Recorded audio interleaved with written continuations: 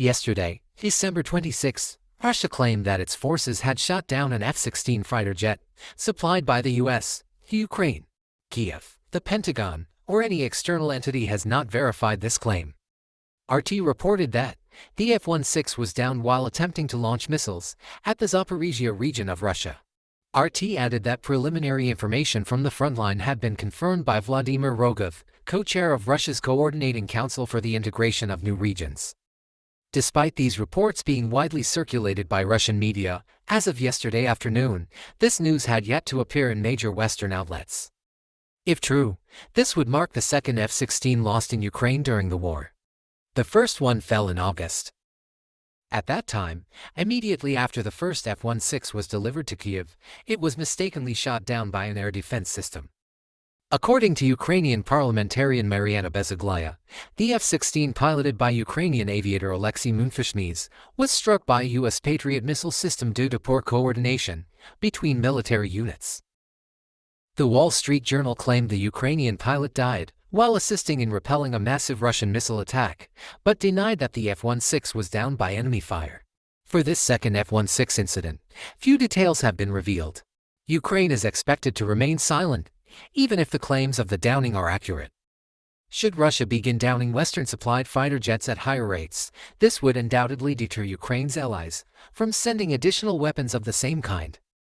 President Zelensky's administration has repeatedly complained about delays in delivering heavy equipment, including jet fighters, from Western partners.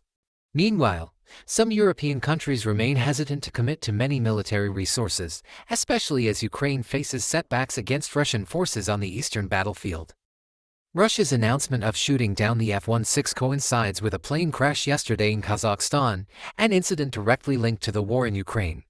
Western media reported that a passenger plane was struck by a Russian air defense missile during a Russian effort to repel a Ukrainian drone attack on Grozny, the capital of the Chechen Republic in Russia. It is suspected that a Russian missile mistakenly hit the Embraer J190 passenger plane, just as a swarm of drones approached. The rocket exploded near the passenger jet, releasing shrapnel that damaged the aircraft's rear fuselage and flight control systems. Euronews first reported this conclusion on December 26, citing sources from the Azerbaijani government. They stated that a Russian Pantsir-S surface-to-air missile struck Flight J28243, operated by Azerbaijan Airlines, forcing an unsuccessful emergency landing attempt in Aktau, Kazakhstan. Additionally, the plane's communication systems were reportedly turned off by electronic warfare activity as it neared Grozny.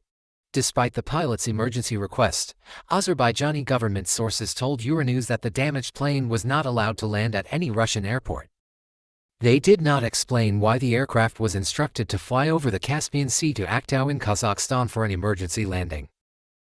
Shortly after the Embraer J190 crashed in Aktau on Christmas Day, footage revealed extensive shrapnel marks on the rear fuselage. The flight tracking website Flightradar24 released altitude and speed data showing that the plane struggled to maintain altitude for over an hour. It is suspected that missile shrapnel damaged the aircraft's stability control system, rendering it unable to land usually. As a result, it crashed during the descent. The West is now calling for a thorough investigation into this crash, aiming to clarify the circumstances surrounding the missile strike, including why landing at a nearby Russian airport was prohibited, and why the plane was directed to cross the sea while severely damaged. Trump, a nightmare for Ukraine. The world watches Trump's actions and statements as his inauguration day approaches. On Christmas Eve, December 24, Trump sent another threatening message to China and Canada. He wrote on Truth Social, "Merry Christmas to everyone, including the great soldiers of China who are lovingly but illegally running the Panama Canal, a place where we lost 38,000 lives building it 110 years ago, always ensuring the U.S. spends billions on repairs, yet has no say in anything. Also, best wishes to Governor Justin Trudeau of Canada, where people endure incredibly high taxes.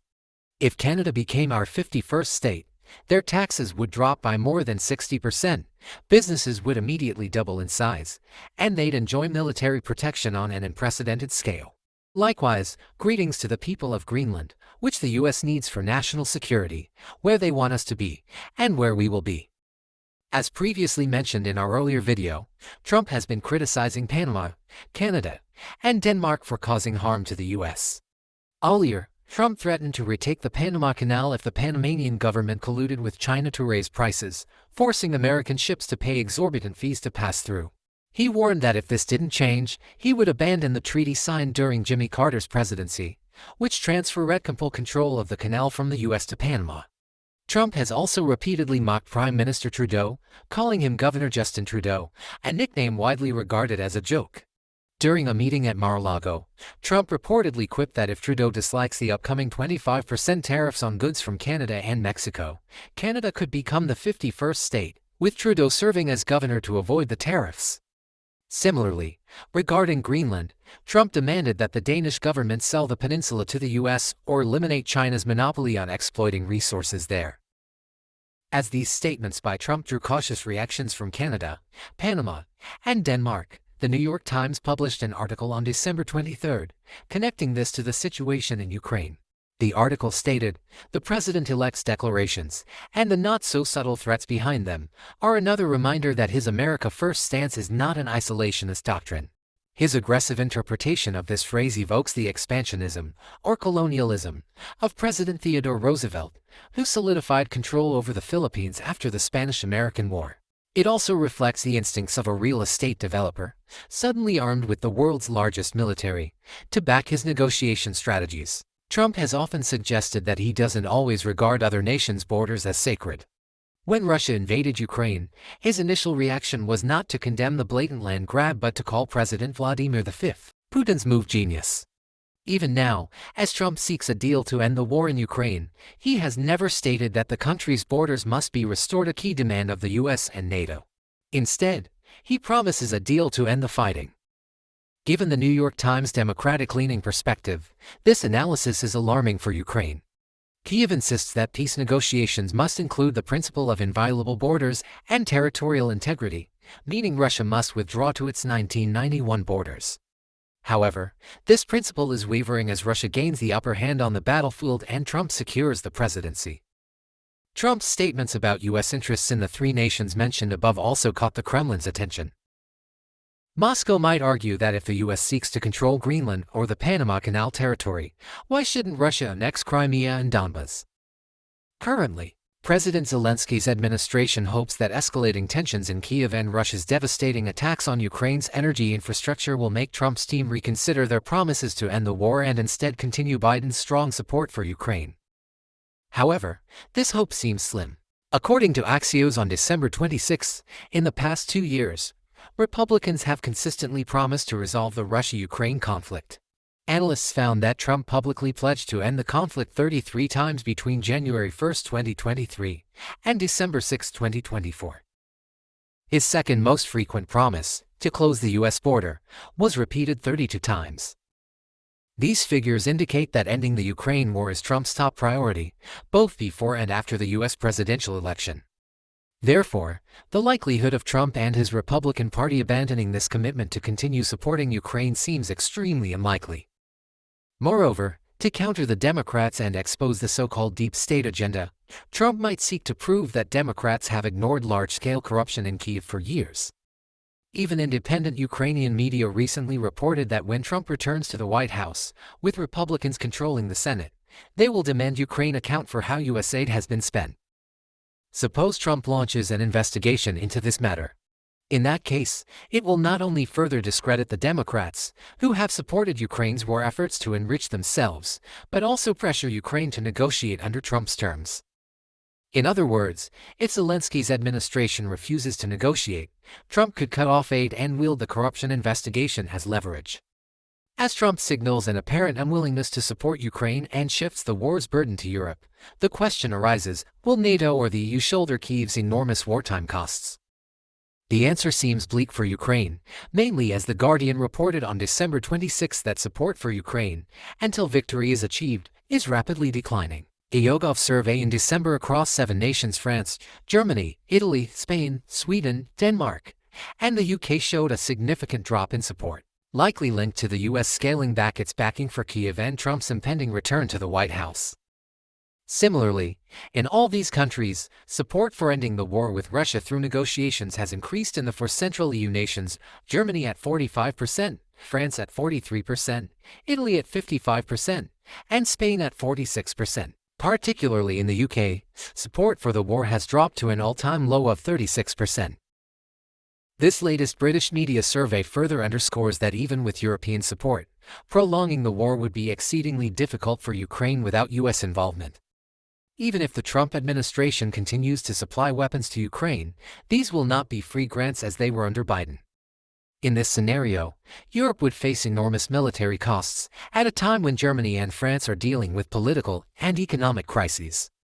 Moreover, unlike NATO, the European Union is not a military alliance and has no stringent regulations on providing military assistance if Kyiv refuses to negotiate. Ukraine is unlikely to want to end the war without securing tangible gains to save face with its people, portraying it as a victory, even if it means conceding some territory. This explains why President Zelensky consistently demands that Ukraine be invited to join NATO before he is ready to sign any agreement with Russia. However, this demand has been vehemently opposed by both Trump and President Putin. Currently, Russia is making moves to push the Trump administration to take the first step toward peace negotiations. Russian Foreign Minister Sergei Lavrov has stated that Moscow is ready to work with President-elect Donald Trump's administration to mend relations, provided the U.S. takes the lead. At a press conference in Moscow on December 26, Lavrov emphasized that the ball is in the U.S.'s court to reset diplomatic relations. He asserted, if the new team in Washington is truly serious about restoring dialogue, which they halted after the war in Ukraine began, we will undoubtedly respond. But the Americans broke off dialogue, so they should act first.